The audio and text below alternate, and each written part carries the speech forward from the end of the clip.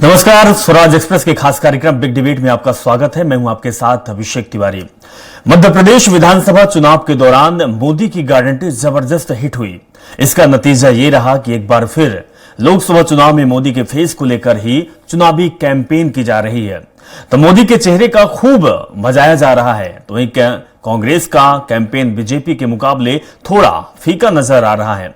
आज चुनाव में वोट मांगे जा रहे हैं और पीएम मोदी की गारंटी के सहारे चुनावी वैतरणी पार करने का प्रयास किया जा रहा है। राहुल गांधी, सोनिया गांधी, प्रियंका गांधी, मैं सभी लोग ये गारंटी देते हैं कि सरकार हमारी रही तो जो गारंटी हमने आपको दिया 5 न्याय, युवा न्याय, नारी न्याय, श्रमिक न्याय, किसान न्याय, हिस्सेदारी, ये 5 न्याय के फिर 25। आप मुझे बताइए, इतने सारे काम हो जाए तो किसी को भी आराम करने का मन कर जाए कि न कर जाए, कर जाए कि न कर जाए।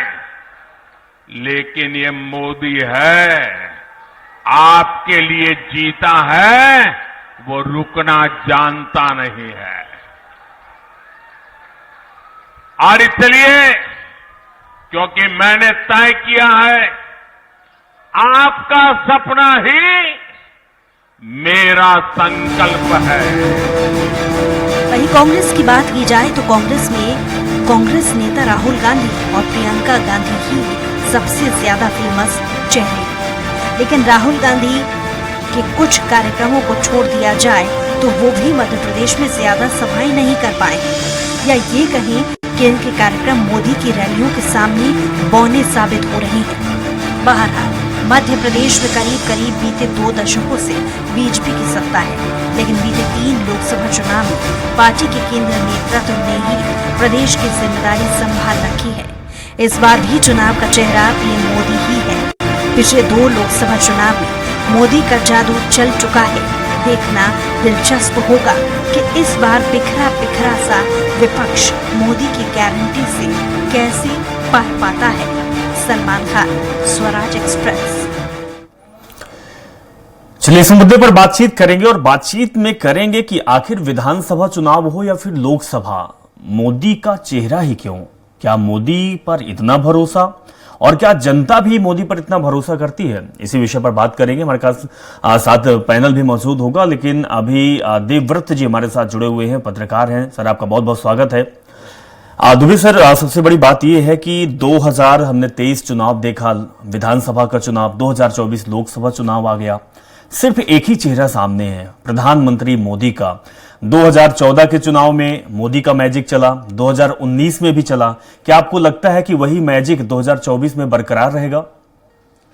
देखिए, चेहरा कई बार राजनीतिक परिस्थिति ऐसी बनती हैं कि एक युग होता है। जैसे एक समय था Indira is India, India is Indira, Indira का नाम चलता था। फिर अब की बारी अटल बिहारी, अब मोदी की गारंटी। ऐसे कुछ चेहरे होते जो दल से भी बड़े हो जाते हैं। वैसे तो कहा जाता है व्यक्ति से बड़ा दल और दल से बड़ा देश, लेकिन राजनीतिक दलों में जिस तरह से अब व्यक्तिवाद हावी होता जा रहा है, तो इस समय मोदी युग है ये, जो 2014 के बाद शुरू हुआ है भाजपा में।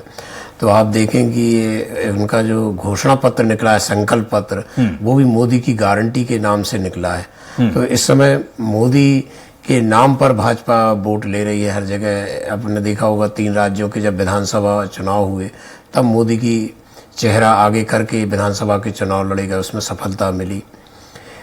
और अभी भी पूरे देश में जो भाजपा बात कर रही है, या मोदी स्वयं भी जो कह रहे हैं, वो मोदी के नाम पर वोट लिए जा रहा है। तो ये उसमें हो सकता है कि उन्हीं के चेहरे में 14 या 19 की बजाय कुछ कमी आ जाए। अभी जो विश्लेषण शुरू हुआ है कि जो पहले चरण के 6 लोकसभा सीटों पर मध्य प्रदेश में मतदान हुआ है, उसका जो प्रतिशत कम हुआ है। वैसे तो देश में 102 लोकसभा सीटों पे हुआ, अधिकांश में मतदान प्रतिशत कम हुआ। तो उसके बाद थोड़ी सी चिंता बढ़ी है कि क्या 2019 की तरह अभी आकर्षण नहीं बचा है क्या, मतदाता क्यों नहीं निकला जुनून बन के जैसा 19 में निकला था सर्जिकल स्ट्राइक के बाद। तो थोड़ा सा चिंतन मन, परिस्थितियां कुछ भी हो सकती हैं, टेम्परेचर भी एक परिस्थिति है, या ओवर कॉन्फिडेंस भी कई बार होता है। एक बार साइनिंग इंडिया फील गुड में भाजपा इसको भुगत चुकी है कि अति आत्मविश्वास क्या होता है। इसलिए जैसे ही ये मतदान खत्म हुआ 19 अप्रैल की शाम को, और भाजपा के रणनीतिकार सक्रिय हो गए, और अब उनका पूरा फोकस है कि अधिकतम मतदान प्रतिशत पर बिल्कुल सर, आपसे यही जानना चाहेंगे कि जिस तरीके की आपने बात कही है कि एक युग होता है, एक टाइम था जब आडवाणी और उस समय के अटल बिहारी वाजपेयी का युग चला था, अब मोदी अमित शाह का मैजिक चल रहा है। लेकिन 2004 में हमने देखा है कि हर किसी के जुबान में अटल बिहारी वाजपेयी का नाम हुआ करता था, शाइनिंग इंडिया पूरे देश में चलाया जाता था, आडवाणी उसके सबसे बड़े चेहरे थे। लेकिन 2004 के चुनाव में खामियाजा भुगतना पड़ा था, बीजेपी हार गई और 10 साल तक कांग्रेस की सत्ता रही। क्या ओवर कॉन्फिडेंस इसको से कह सकते हैं कि कहीं इस बार भी जो 400 पार का नारा दे रहे हैं बीजेपी के बड़े नेता प्रधानमंत्री मोदी, कहीं ऐसा तो नहीं होगा कि 2004 वाला सामने कुछ ऐसा रिजल्ट आ जाए? देखिए, विपक्ष की परिस्थितियों पर भी बहुत कुछ परिणाम निर्भर करते हैं। उस समय सोनिया गांधी का भी ग्राफ अच्छा था, और आपने याद होगा देश के सबसे बड़े अखबार ने उस समय लिखा था खूब लड़ी मर्दानी, और सोनिया गांधी की घोड़े पे फोटो लगाई थी। तो उस समय, आज स्थिति ये है कि मोदी तो है सत्ता पक्ष, लेकिन विपक्ष में कौन नेता होगा, उसकी क्या रणनीति होगी, वो क्या करेंगे, इसका अभाव है। इंडिया गठबंधन बना है, तो उन राज्यों में जहां जहां वो प्रभावशाली है वहां वो अच्छा प्रदर्शन कर रहे हैं। लेकिन राष्ट्रव्यापी विकल्प क्या हो मोदी का, अभी तक इंडिया गठबंधन इसको अच्छे से प्रस्तुत नहीं कर पा रहा। अन्यथा बहुत कुछ परिस्थितियां राजनीति में, तो कब परिस्थिति बदल जाए। अभी 19 अप्रैल के पहले तक भाजपा सोच रही थी कि हमने जो व्यवस्थाएं की हैं, जो कार्यकर्ता को तैनात किया है, पेज प्रभारी, आधा पन्ना प्रभारी बनाए हैं, तो हम 370 वोट हर बूथ पे बढ़ाने का जो टारगेट लेके चल रहे हैं उसमें बहुत कुछ सफल होंगे। और उसमें यदि सफल होते तो ये वोटिंग परसेंटेज बढ़ जाना था 2019 की बजाय, लेकिन वो नहीं हुआ। तो ये जो कहते हैं जरूरी नहीं कि वो मैदान में हो जाए या बूथ पे हो जाए। इसीलिए मैं जो कह रहा हूँ कि चौकन्ना हो ये पार्टी, और अब पूरा फोकस उसका मतदान को बढ़ाने पर हो गया है, क्योंकि उनको उम्मीद नहीं थी कि इस तरह से मतदान प्रतिशत कम हो जाएगा। सीधी में केवल 56% वोट पड़े हैं। हॉट सीट जो बन गई थी प्रदेश की छिंदवाड़ा, वहाँ भी 19 के बजाय 4% वोटिंग कम हुई है। तो ये हो जाता है कई बार कि राजनेता वो जमीनी हकीकत समझ नहीं पाते, या कार्यकर्ता अति उत्साह में आ जाता। कई बार विपक्ष जब मैदान में सक्रिय नहीं रहता तो सत्ताधारी दल के कार्यकर्ता अति आत्मविश्वास में आ जाते हैं। कांग्रेस जो मुकाबले में है वो 10-15 सीटों पे बहुत कड़े मुकाबले में लड़ रही है, बाकी जगह उसके उम्मीदवार उतना मैदानी कसरत नहीं कर रहे। तो इस कारण भी ये होता है। बहुत सारे कारण होते हैं राजनीति में, कोई एक कारण नहीं होता। लेकिन दुबे सर, ऐसा हमेशा होता है कि जब वोटिंग परसेंटेज कमता है तो कहीं ना कहीं इसका नुकसान सत्ताधारी पार्टी को होता है। लेकिन भारतीय जनता पार्टी के नेताओं का तो ये भी कहना है कि वोटिंग परसेंटेज इसलिए घटा कि हमारे जो कार्यकर्ता हैं, हमारे जो वोटर हैं, वो बढ़ चढ़कर हिस्सा लिए हैं। बल्कि विपक्षी दल इतना मायूस है कि और लोग घर से बाहर नहीं निकले कि भाई हम वोट किसको दें। वाणी जी हमारे साथ जुड़ी हुई है, बीजेपी के प्रवक्ता है। वाणी जी, आपका भी स्वागत है। जितेंद्र मिश्रा जी जुड़े हुए हैं, आपका भी स्वागत है। वाणी जी, आप ही के पास आऊंगा। मोदी का मैजिक क्या आपको लगता है कि 2014, 2019 के बाद 2024 में बरकरार रहेगा? और बरकरार रहेगा तो आखिर क्यों इतना भरोसा क्यों प्रधानमंत्री मोदी के ऊपर आप लोगों को? सबसे पहले तो स्वराज न्यूज के दर्शकों को मेरी राम राम जी।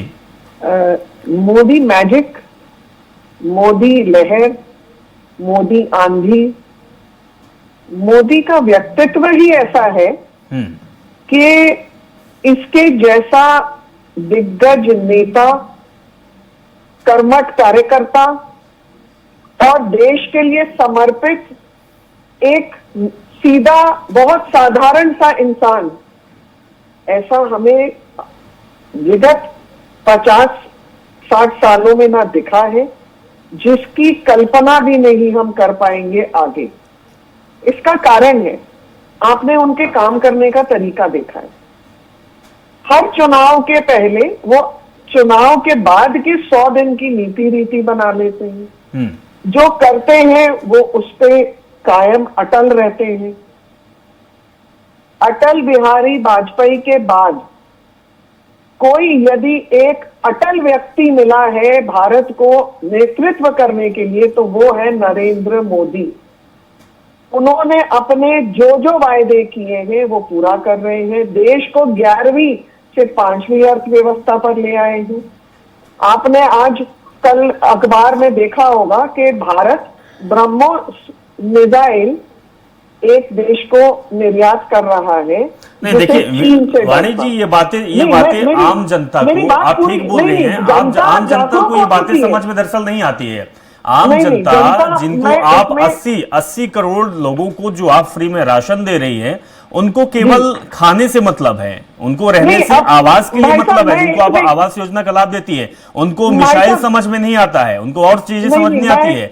बेरोजगार युवा जो हैं उनको केवल रोजगार समझ में आता है, लेकिन वो नहीं दिया है प्रधानमंत्री मोदी ने। बात कर लूं, मैं अपनी पूरी बात रख नहीं, आपकी ये बातें हम भाषणों में सुनते हैं ना, बड़े बड़े भाषणों में हम रोजाना सुनते हैं और सुनाते हैं। आज की जो जनता है वो बहुत जागरूक हो गई है, वो समझदार हो गई है। वो नेशन फर्स्ट का जो सोच है वो हमारे जनता के दिमाग में गड़ चुकी है। पहले देश का विकास होगा तो हर व्यक्ति का विकास होगा, पूरे परिवार का विकास होगा। ये पूरा देश एक परिवार के रूप में है। और मोदी जी ने क्या नहीं किया। 4 करोड़ घर बन चुके हैं, 3 करोड़ की और योजना है।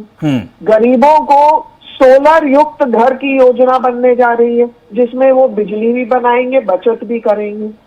उन्होंने एमएसपी के ऊपर किया है, महिलाओं को 33% आरक्षण दिया है। अब जो हमारे इंफ्रास्ट्रक्चर डेवलपमेंट होनी चाहिए, 36 किलोमीटर सड़कें प्रतिदिन बन रही हैं। ठीक है वाणी जी, मैं आपसे एक सवाल पूछता हूं, उसका जवाब आप दीजिएगा। उम्मीद करता हूं कि आप जवाब उसी का दीजिए। वाणी जी, आप ये बताइए कि जो आप और आपकी पार्टी के नेता कहते हैं कि 80 करोड़ लोगों को हम फ्री में राशन दे रहे हैं, वो लोग कौन हैं? कौन फ्री में राशन लेने को तैयार है? क्या मेरे पास अगर खाने के लिए है तो मैं फ्री में राशन हाथ खोल कर लूंगा? 80 करोड़ लोग जो हैं उनको खाना नसीब नहीं है। आप ही के आंकड़े हैं और कहते हैं आपकी बहुत प्रधानमंत्री ने काम किया है। आप अगर बिलो पॉवर्टी लाइन या जो भी इनके जो कार्ड बने हुए हैं, जो राशन कार्ड जिनके पास है, उनको हम तो कोविड से देते आ रहे हैं 5 किलो राशन, उसको 2029 तक और एक्सटेंड कर दिया है प्रधानमंत्री ने। चलिए ठीक है, मिश्रा जी आपके पास आऊंगा। जितेंद्र जी, नींदें तो आपकी उड़ी होगी, प्रधानमंत्री मोदी का मैजिक बरकरार है। प्रधानमंत्री मोदी की जनसभाएं लगातार हो रही है, चाहे मध्य प्रदेश की बात करें, छत्तीसगढ़ की बात करें, जहां भी देखें बड़ी बड़ी सभाएं तो प्रधानमंत्री मोदी, जेपी नड्डा, अमित शाह। और मोदी जहां पर पहुंचते हैं तो माहौल दूसरा हो जाता है। आपकी तरफ से क्या है? आपको भी लगता है, क्या डर है प्रधानमंत्री मोदी का कि वही कहीं 2019 जैसे हाल ना हो जाए? इस बार तो 400 पार का नारे लगा हुआ है। देखिए, सबसे पहली चीज तो ये कि आज प्रधानमंत्री की विश्वसनीयता पर संकट आकर के खड़ा हो गया। जिस तरीके से झूठ बोलने का काम प्रधानमंत्री के स्तर पर किया गया वो देश समझ रहा है। अभी जैसे वाणी जी ने कहा कि जनता जागरूक हो गई है, उसके हर हाथ में इंटरनेट है, वो 1 मिनट में जानकारी जुटा लेता है। आवाज आ रही है ना आपको? जी जी बिल्कुल बिल्कुल बिल्कुल मिस्टर यार। अब ये देखिए आप, ये जनता इंडिया साइनिंग के समय भी आपने देखा था, ऐसा लग रहा था कि ये सरकार फिर बन जाएगी, लेकिन इंडिया साइनिंग फेल हुआ था, इसलिए सरकार से बाहर हो गए थे ये लोग। आज ये बताइए आप, 100 दिन में महंगाई कम करने का वादा प्रधानमंत्री ने किया। ये कहा था कि अगर मैं 100 दिन में महंगाई कम न करूं तो 84 की जो सजा हो दे देना। नहीं ठीक है, तो मिश्रा जी आप ये बताइए कि इस लोकसभा चुनाव में आपकी मजबूती क्या है? देखिए, हम लगातार काम कर रहे हैं। अभी आपने देखा, जिसी तरह देवदत्त जी ने भी कहा कि 15 से 18 सीटें लगभग कांग्रेस मजबूत चुनौती दे रही है। प्रथम चरण में आपने देखा 6 में से 3 पर हम कॉन्फिडेंट है जीत को। सर, आप मुख्य विपक्षी पार्टी हैं, कांग्रेस पार्टी है, सत्ता में आप रहे, केंद्र में कई सालों तक आप रहे, उसके बाद आप केवल 15 सीटों पर टक्कर दे रहे हैं, उसमें आप खुश हैं? तो फिर 400 पार में तो फिर आप कहीं आएंगे ही नजर ना। आप बोल देंगे कि 100 सीटों में हम टक्कर दे रहे हैं। कुछ पूछना है? मध्य प्रदेश में अगर भारतीय जनता पार्टी के पास 28 सीटें हैं और आज हम 18 सीटों को कड़ी चुनौती दे रहे हैं, तो अंदाजा लगाइए कि कहां से 400 पार होने जा रही है। और हमारा जो आंकड़ा है, हमारा जो आकलन है, वो जनता का आकलन है। आप ये बताइए, 80 करोड़ लोगों को फ्री राशन दे रहे हैं आप, और कह रहे हैं भारत उन्नति कर रहा है। 3 मिलियन नहीं तो ये उन्नति और प्रगति, ये प्रगति और उन्नति का जो आंकड़ा है ये आप ही के सरकार से तो बीजेपी को दिया गया है। अब भारतीय जनता पार्टी उस विरासत को आगे बढ़ा रही है जो आपने दिया है, तो फिर आप इस चीज को लेके क्यों चल रहे हैं? ये तो आपने ही काम किया ना, तभी तो लोग बेरोजगार हैं। अगर आप किए होते इन सालों में, आपने भी 10 साल से पीछे सरकार चलाई, अगर रोजगार दिए होते तो ये आंकड़े कम होते, प्रधानमंत्री मोदी का नाम ना आता, या फिर बीजेपी की इतना बड़ा चेहरा ना बन पाता। अगर आप इन भूखे लोगों को खाना दिए होते तो शायद ये 80 करोड़ का आंकड़ा ना पहुंच पाता। तो आप समझ क्यों नहीं रहे कि कमी आपके अंदर है? जी वाणी जी, कुछ आप कहना चाहती हैं? जी जी जी मैं ये कहना चाहती हूँ, इनके पास गिने चुने 4-5 मुद्दे हैं जिनके लिए मैं आपको जवाब दे रही हूँ। जो ये बोलते हैं कि बेरोजगारी है, तो भाई साहब अगर आप देख लें ऑल इंडिया प्रोविडेंट फंड के आंकड़े वो बढ़ गए हैं। प्रोविडेंट फंड कब दिया जाता है? जब हम किसी को नौकरी देते हैं। तो कर्मचारी और जो देता है नौकरी, वो दोनों जोड़ के देते हैं उस फंड में। सीएमआई अगर देखें तो उसमें वो इजाफा हुआ। इंडियन इंस्टीट्यूट इंडस्ट्रीज की एसोसिएशन देखें, वो इजाफा देती है। तो फिर आप कैसे, कहां से लाते हैं ये आंकड़े? दूसरी चीज, मिथ्या फैलाने के, भ्रम फैलाने के बहुत दूसरे, आप लोग के पास और कोई चारा नहीं है, क्योंकि आपके तो अब आज आपने ये भी पढ़ा होगा कि आपके कुछ पुराने कार्यकर्ताओं ने कहा है कि Rahul Gandhi is not accessible. Common man Rahul Gandhi तक पहुंच ही नहीं पाता है। पढ़ा है ना आपने? वायनाड में ही आई है ये खबर आज। तो आप कहां से बोलते हैं? और तरक्की कैसे नहीं कर रहा भारत? ये जो सड़कें मध्य प्रदेश में है, क्या ये 15 साल पहले सड़कें थी? आप और हम दोनों मध्य प्रदेश में ही निवास करते हैं, अंतरिक्ष में नहीं है। ना यहां जल था, ना बिजली थी, ना सड़कें थी। आप आज देखिए क्या हाल है मध्य प्रदेश के। हम आंकड़ों में नंबर 1 हैं। ये राज्य का नाम गर्व से लिया वाणी जी, जाता है। आंकड़ों में तो आप हैं, सड़कें आप बनवा दी हैं, पेट्रोल का दाम बहुत बढ़ गया है, लोगों के पास गाड़ी चलाने के लिए पैसा नहीं है, तो सड़क में दौड़ेगा कौन? तो भाई साहब, लोग बेरोजगार हैं, लोगों के जेब में पैसा नहीं है, तो वो लोग इस्तेमाल कहाँ करेंगे बहुत सारी जो चीजें आ गई हैं। और जैसे कि आंकड़े बता रहे हैं, खाने के लिए जब 2 वक्त की रोटी नहीं है तो बड़ी बड़ी बातें कहां से याद आएंगी? देवव्रत जी, आपसे जानना चाहूंगा कि 2014 का हमने देखा जब भारत देश को, नागरिकों को एक नेता चाहिए था, प्रधानमंत्री मोदी, उस समय मोदी सबसे बड़े नेता के तौर पर उभरे, लोगों ने भरोसा जताया। फिर 2019 का समय आया, क्योंकि मोदी जी उससे पहले कह चुके थे कि हम जो काम कर रहे हैं वो बड़े लेवल पे काम होगा, इसका रिजल्ट थोड़ी देर से मिलेगा। फिर भी लोगों ने भरोसा जताया, 2019 का चुनाव आया और भारी बहुमत से जीत मिली भारतीय जनता पार्टी को। लेकिन 2019 से 2024 का ये वक्त है, 5 साल निकल चुके हैं। 5 साल प्रधानमंत्री मोदी के लिए बहुत बड़ी चुनौती थी, क्योंकि इस 2019 से और 24 के बीच में कोरोना महामारी भी देश ने देखी है। जब सड़कों पर लाशें पड़ी होती थी, जब दवाइयों की किल्लत हुआ करती थी, जब लोगों को रोटी भी नसीब नहीं हुआ करती थी, बड़े बड़े नेता रोया करते थे, ये दौर भी देखा है। उसके बाद बेरोजगारी भी देखी है, उसके बाद बहुत सारे घोटाले भी हुए, नक्सली हमले भी हुए, आतंकवादी हमले भी हुए, और बहुत सारे लोग जो हमारे देश के हैं, लाखों और करोड़ों में हैं, सड़कों पर प्रदर्शन भी किया है। पुलिस की भर्ती भी देखी है, इस बीच आर्मी की भर्ती की भी बहुत सारी चीजें आई है। क्या नहीं लगता कि ये कठिनाइयां प्रधानमंत्री मोदी के सामने है? अब वोटर केवल एक ही बार वोट देता है 5 साल में, और वो समय आ गया है, और लोग भुनाने के लिए केवल 1 दिन और 1 मिनट काफी होता है जब ईवीएम में बटन दबाते हैं। देखिए, ये स्वाभाविक है, एक मन स्थिति होती है कि सत्ता के खिलाफ ही लोगों की नाराजगी होती है, क्योंकि अपेक्षा जिससे होती है, और यदि अपेक्षा पूरी ना हो तो नाराजगी होती है।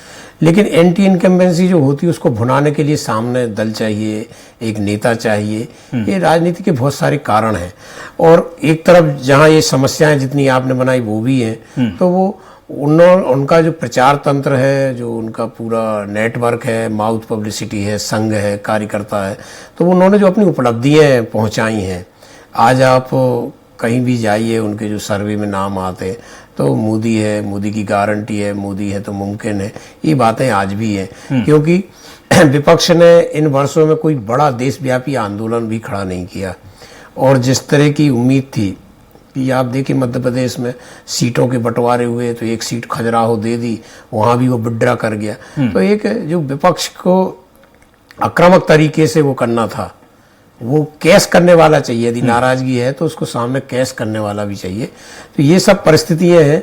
तो इसके बावजूद भी जो लड़ाई चल रही है आज देश में, वो जो पहले चरण का मतदान हुआ, वाकई में वो जनता ही लड़ी है, उसमें दलों से ज्यादा। क्योंकि यदि जनता खड़ी नहीं होती, जनता नहीं लड़ती, तो परिस्थितियां कुछ और होती। क्योंकि सामने तो कोई उतनी व्यवस्था कर नहीं रहा है चुनाव की, मतदाताओं को ले जाने की।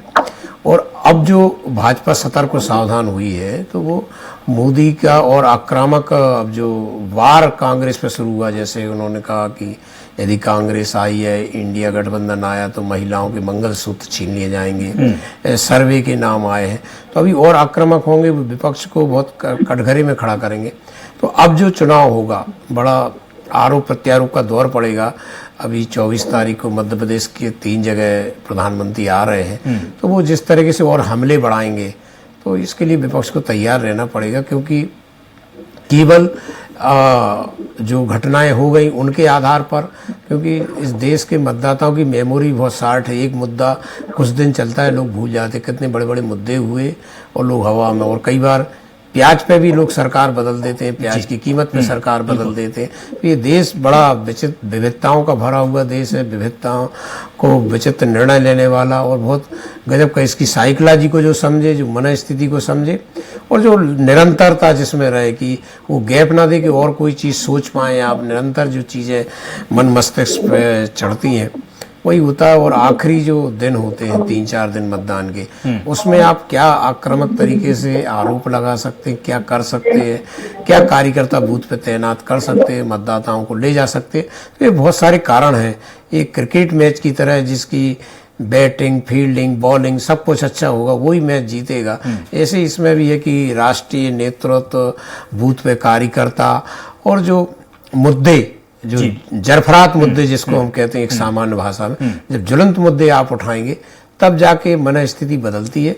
अन्यथा तो आप देख ही रहे हैं कि 70-75 सालों में जनता ने बहुत प्रयोग किए हैं, बहुत सरकारें बदली हैं, और कितने उतार चढ़ाव भारतीय राजनीति में आए हैं। कोई जेल से भी चुनाव जीत जाता है, कोई उद्योगपति भी चुनाव हार जाता है, कई मुख्यमंत्री चुनाव हारे हैं। तो ये देश ऐसा नहीं है कि कोई कच्चे घड़े का है, इस परिपक्व हो चुका, पक चुका है इन 75 सालों में, और वो सब समझ चुका है। हम और आप जो चर्चा आज यहाँ कर रहे हैं, वो गांव में बैठा एक सामान्य आदमी वो समझ रहा है कि आपके कहने का आशय क्या है। बिल्कुल, तो आपके कहने का मतलब है कि लोग समझते हैं, लेकिन इसके बाद भी अगर विपक्ष की भूमिका में कोई है तो उसको मजबूती से काम करना चाहिए। मिश्रा जी, क्या आपको नहीं लगता कि इन 5 सालों में 2019 से 24 के बीच में बहुत सारे मुद्दे आए, लेकिन मुद्दों को आपने भुना नहीं पाया? जिस तरीके से आपको काम करना चाहिए था आपने काम नहीं किया।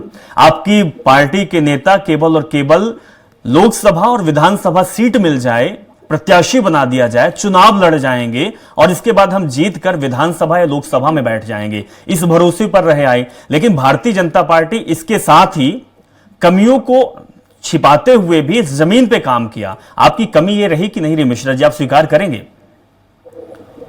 हम जब स्वीकार करेंगे जब आप बोलने देंगे। अरे बोलिए मिश्रा जी, बोलिए, पूरा समय आपके पास है मिश्रा जी, बोलिए मिश्रा जी। मेरी बात, अगर 10 साल तक भारतीय जनता पार्टी की सरकार थी तो बाहर क्यों हुई? कहीं ना कहीं कुछ कमियां तो उनके अंदर भी रही होगी ना। अटल बिहारी देश का मजबूत प्रधानमंत्री अभी मानी जी बता रहे थे, अटल अगर कमियां नहीं होती सरकार से बाहर क्या होते? निश्चित तौर पर हमारी कुछ कमियां रह गई होंगी, हम सरकार से बाहर हुए। अब भारतीय जनता पार्टी में आप कह रही है दूसरा अटल आ गया। अरे इनके मुकाबले का कोई झूठा प्रधानमंत्री देश में नहीं हुआ।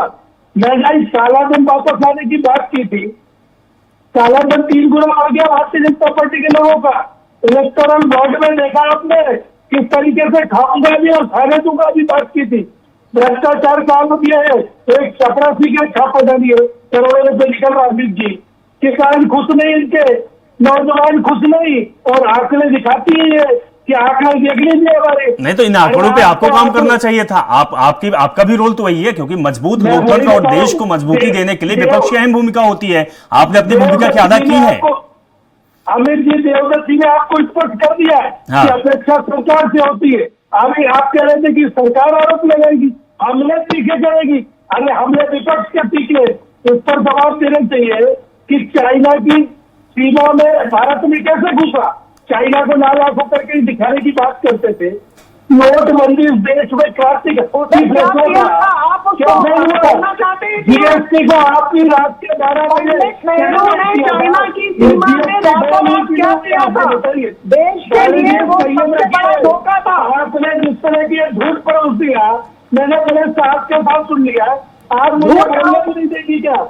अभी आपने देखा 2019 से 24 की बात की, अरे 2014 से 24 की बात की थी। आज भारतीय जनता पार्टी इसलिए मुखर है कि उसको लग रहा है कि उसका जनाधार खिसक रहा है, इसलिए इस तरीके के मंगलसूत्र को लेकर के मुस्लिम लीग तक के आरोप लाए जा रहे हैं। नहीं, ठीक है, लेकिन मिश्रा जी, हालांकि प्रधानमंत्री मोदी को भी समझना चाहिए था कि अगर आदर्श आचार संहिता देश में लगी है और आप देश के प्रधानमंत्री हैं, देश की अगुवाई कर रहे हैं, तो कुछ शब्दों की मर्यादा होती है, मर्यादा को समझना चाहिए था। वाणी जी, लास्ट कमेंट आपसे लूंगा, क्या कुछ कहना चाहती हैं? एक तरफ आप मजबूती दे रही हैं, किए हुए कामों की आप तारीफ कर रही हैं, लेकिन जनता जो है वो विपक्ष में बहुत है। अगर 40% आप है तो 60% विपक्ष में भी है। हाँ, गठबंधन कितना मजबूत है, अगर मजबूत होता है तो आपको खामियाजा भुगतना पड़ सकता है। वाणी जी, गठबंधन कितना मजबूत है और कितनी बड़ी एक टोली है जिसमें से एक एक को फटकार मिल रही है अब न्यायालय से, आप भी जानते हैं। दूसरी चीज, जीडीपी भाई साहब आईएमएफ ने दिया है पिछले हफ्ते 6.8 है। टेररिस्ट अटैक कम हो रहे हैं, मैक्सिमाइज एरिया श्रिंक हो रहे हैं। और दूसरी चीज और चीजें सुनिए, आपके राहुल गांधी बोलते हैं अगर भाजपा आ गई 400 पार लग जाएगी। दूसरी चीज वो क्या चाहते हैं क्या